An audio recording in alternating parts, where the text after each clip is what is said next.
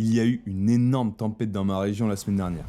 J'habite sur la côte atlantique et les vents violents ont détruit les antennes relais et les câbles internet. Un arbre est même tombé sur ma bagnole. Donc plus d'internet, plus de réseau et aucun moyen de partir de chez moi. En gros, j'étais isolé et coupé du monde. Et je devais absolument prévenir ma fille de l'autre côté de la ville, prendre de ses nouvelles surtout, et lui dire que je pourrais pas venir la chercher. Impossible. Pour moi, ça n'a duré que quelques jours, mais c'est le quotidien d'une énorme partie de la population mondiale. Et ça peut aussi nous arriver du jour au lendemain. Maintenant, imagine que malgré ça, je puisse quand même envoyer un message à ma fille, et même lui envoyer un peu de stablecoin pour qu'elle puisse payer un Uber et rentrer à la maison. Alors qu'aucun des deux téléphones n'a accès à Internet au moment où on envoie le message. Ce n'est pas de la magie, c'est un petit projet sur Solana développé par des jeunes français ultra calés et qui s'appelle AnonMesh.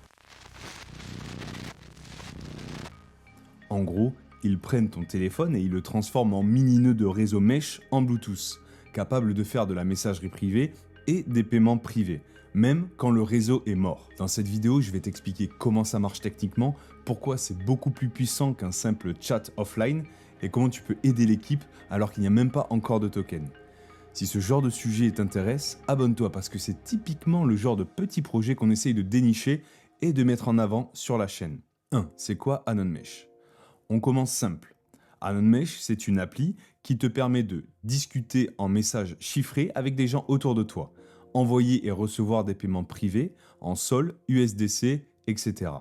Le tout sans Internet, uniquement via Bluetooth entre téléphones. Les messages et les transactions ne passent pas par un serveur central, ils sont relayés de téléphone en téléphone jusqu'à tomber sur un appareil connecté à Internet et qui va lui pousser la transaction sur Solana et renvoyer le reçu.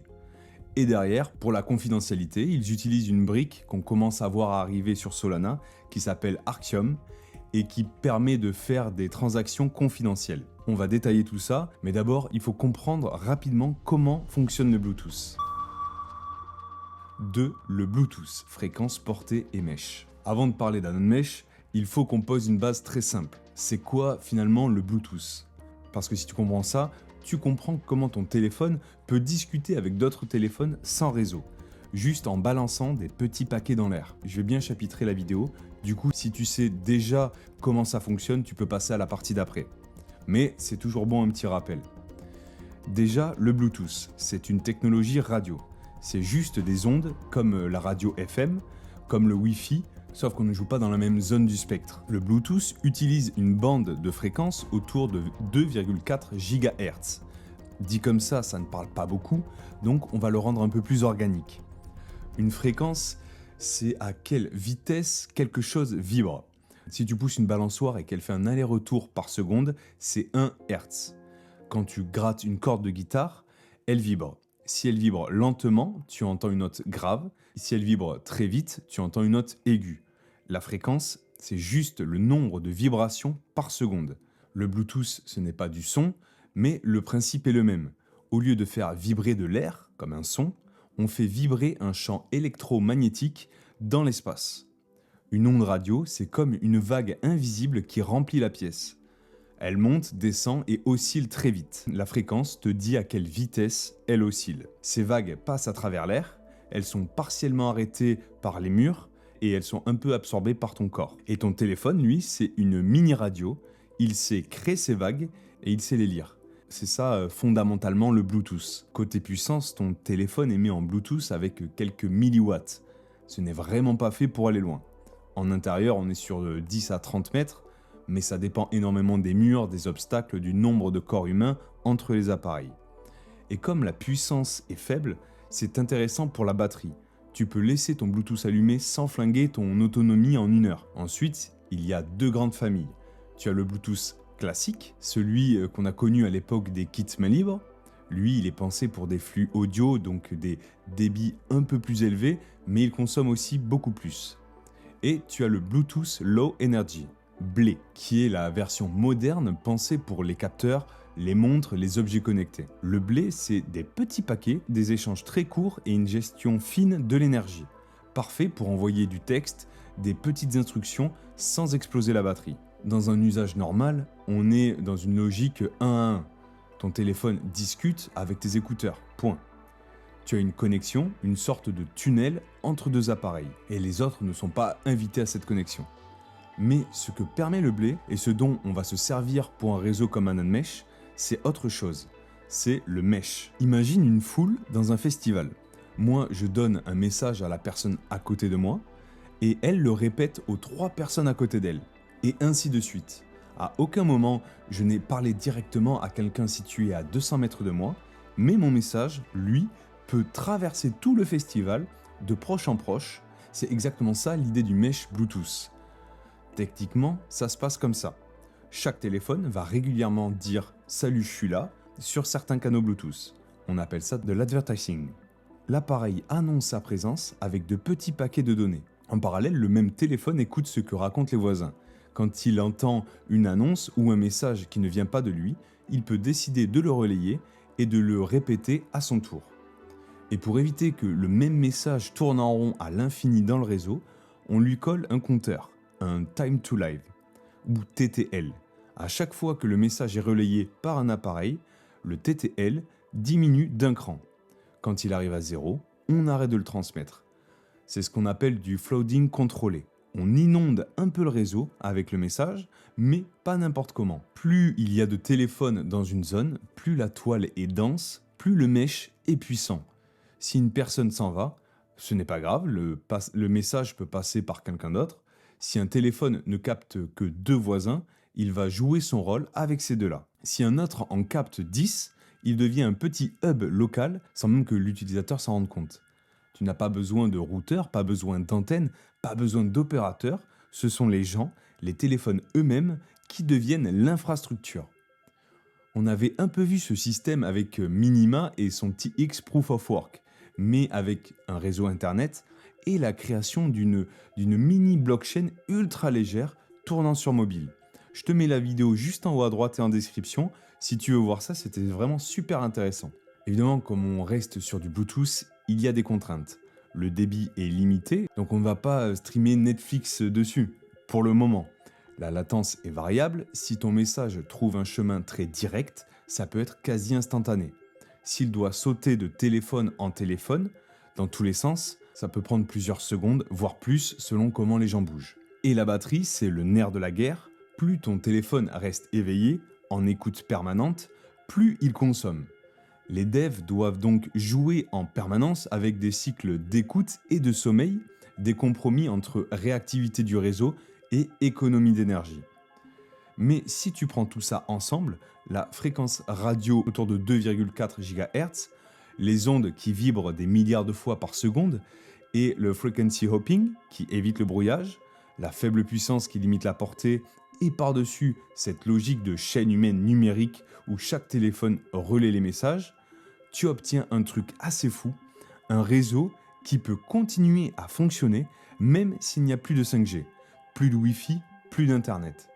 Juste avec des téléphones qui se voient en Bluetooth et qui sont d'accord pour se passer des petits messages. Et c'est là précisément que des projets comme Anon Mesh deviennent intéressants. 3. La couche confidentialité, noise protocol et messagerie privée. Sur un des schémas d'Anon Mesh, tu vois un gros losange appelé noise protocol. C'est la brique qui gère la confidentialité des communications. Le noise protocol, ce n'est pas une appli, c'est un cadre cryptographique qui permet de construire des protocoles de messagerie sécurisés. L'idée, c'est de faire une connexion entre 2 appareils qui vont s'échanger des clés publiques, dériver des clés de session et ensuite chiffrer tous les messages avec ces clés, en garantissant ce qu'on appelle le forward secrecy. Même si un jour une clé est compromise, les anciens messages restent protégés. Dans Anon Mesh, Noise sert à 2 choses. D'abord évidemment chiffrer le contenu des messages. Même si ton téléphone relaie un paquet pour quelqu'un d'autre, tu ne vois jamais le texte en clair. Ensuite, rajouter du bruit dans le réseau. Il crée volontairement du trafic, des paquets factices, pour rendre plus difficile l'analyse de qui parle avec qui et quand. On ne protège pas seulement le contenu, on essaie aussi de flouter les métadonnées. Donc à ce stade, tu peux retenir ça. Ton téléphone voit passer plein de paquets, il en relaie une partie, mais il ne sait pas vraiment ce qu'il transporte. Et les seuls qui peuvent lire un message, ce sont l'expéditeur et le destinataire, grâce à Noise. 4. Anon Mesh, transfert monétaire. Maintenant, on va rajouter la partie qui nous intéresse tous, les paiements. On a donc notre réseau Mesh Bluetooth qui permet de faire circuler des messages chiffrés d'un téléphone à l'autre. Imaginons que je veuille t'envoyer 10 USDC via AnonMesh, alors qu'aucun de nous deux n'a Internet. Sur mon téléphone, il se passe plusieurs choses. D'abord, l'appli va créer un message chiffré pour toi. Maxime t'envoie 10 USDC. Voilà les détails, voilà la preuve. En parallèle, elle va préparer une transaction Solana sérialisée. C'est un peu comme si elle écrivait la transaction dans un fichier prêt à être envoyé plus tard sur le réseau. Dans cette transaction, il y a l'adresse de l'expéditeur, l'adresse du destinataire, le montant et les infos spécifiques à AnonMesh, notamment une clé de referral, celle du téléphone qui fera le pont avec Internet. Cette transaction sérialisée, elle est ensuite envoyée dans le mesh comme un message. Elle va sauter de téléphone en téléphone, toujours chiffré, jusqu'à tomber sur un appareil qui, lui, a de l'Internet. Cet appareil, on l'appelle le beacon. Le rôle du beacon est primordial. Quand il reçoit cette transaction sérialisée, il vérifie le contenu du message grâce à la couche de chiffrement noise. Il se connecte au réseau Solana, il envoie la transaction à un programme, donc à un smart contract, d'AnonMesh. À partir de là, on n'est plus dans le Bluetooth, on est dans l'univers Solana.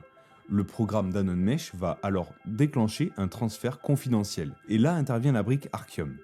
L'idée, c'est de pouvoir mettre à jour les soldes des utilisateurs, vérifier que l'expéditeur a bien les fonds, appliquer éventuellement des frais, mais sans que les montants et les soldes soient visibles en clair sur la blockchain publique.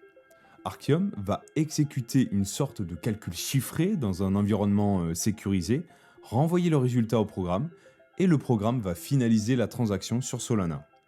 Une fois la transaction confirmée sur Solana, le programme va envoyer une partie des frais au beacon grâce à la fameuse clé de referral, envoyer le reste aux trésoreries du protocole et générer un reçu de transaction.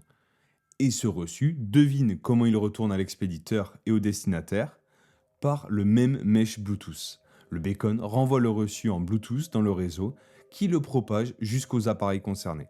Résultat, la création de la transaction et la notification de réception se font sans Internet, via le mesh.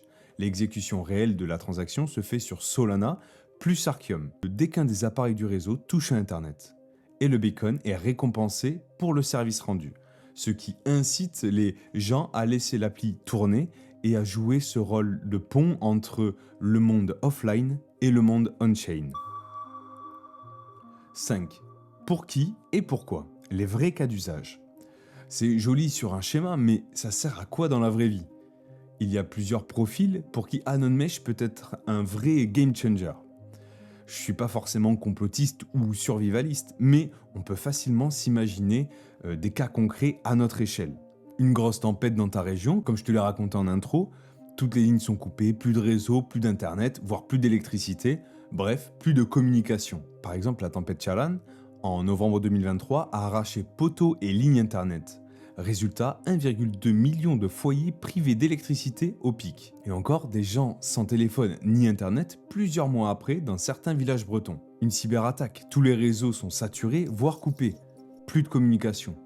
Une décision politique. Par chez nous, ça paraît moins envisageable, quoique, mais c'est un scénario réel dans beaucoup de pays du monde. Pendant des manifestations massives ou même des coups d'État. C'est arrivé en Égypte en 2011, coupure totale décidée par l'État pendant les manifestations. Le gouvernement ordonne aux principaux opérateurs de débrancher Internet et une grande partie du mobile. La quasi-totalité des routes vers les réseaux égyptiens disparaît. Le pays est déconnecté pendant environ 5 jours.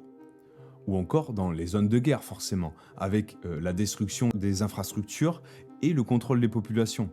Les exemples ne manquent pas et notre besoin presque vital d'être connecté peut être supprimé en quelques secondes. Évidemment, on peut aussi avoir des cas d'usage plus quotidiens, lors de gros rassemblements, les manifestations, les concerts, les festivals, l'accumulation de personnes peut fortement limiter le réseau et donc limiter les communications. Il y a aussi les use cases humanitaires, des ONG qui opèrent dans des zones dévastées où les infrastructures sont HS.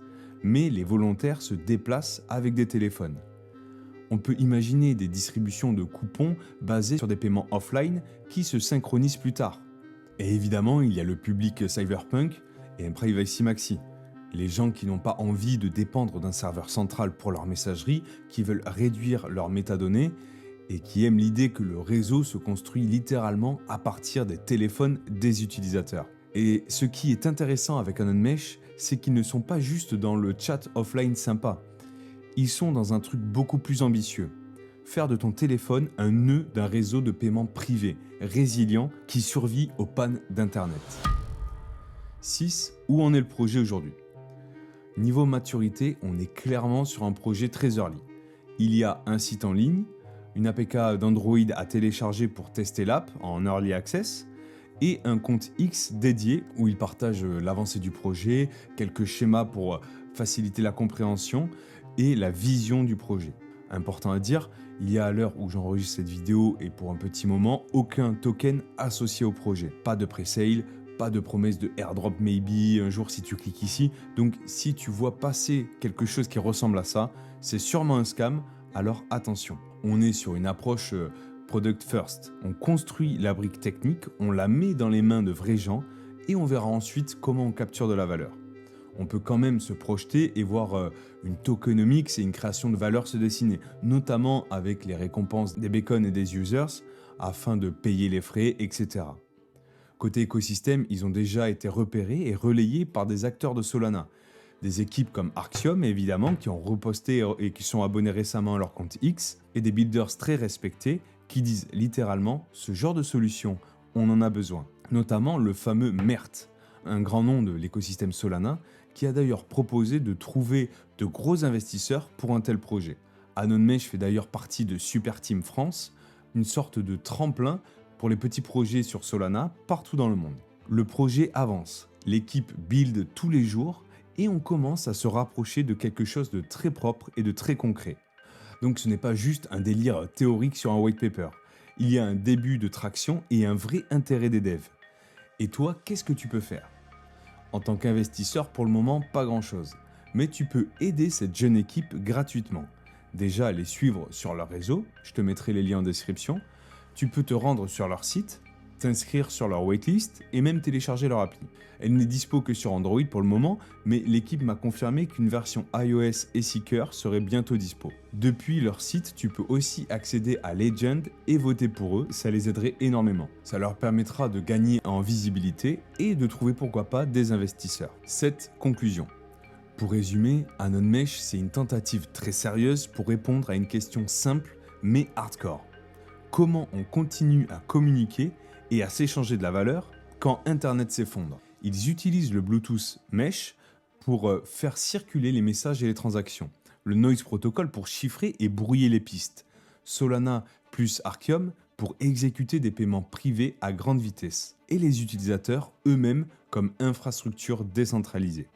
Perso, j'adore ce genre de projet où on sent qu'il y a plus d'ingénierie que de marketing et où la crypto sert à résoudre un vrai problème d'infrastructure, à mettre à contribution l'utilisateur et à tendre vers une société décentralisée. Tu l'as compris, j'adore cette initiative, je suis pas du tout sponsor, mais je pense que ce projet mené par cette équipe brillante peut réussir son pari. En tout cas, je suis curieux d'avoir ton avis sur ce projet en commentaire. Merci d'avoir regardé la vidéo jusqu'au bout, ça m'a demandé beaucoup de travail. Je sais qu'elle sera un petit peu longue, mais merci de l'avoir regardé jusqu'au bout. Si ça t'a plu, pense à liker et à t'abonner. Ça aide vraiment la chaîne à grandir et ça m'encourage à aller chercher d'autres projets un peu sous le radar. En attendant, je te laisse avec cette vidéo sur ma stratégie et les airdrops du moment que je farm. C'était Max de RNB, à bientôt, ciao.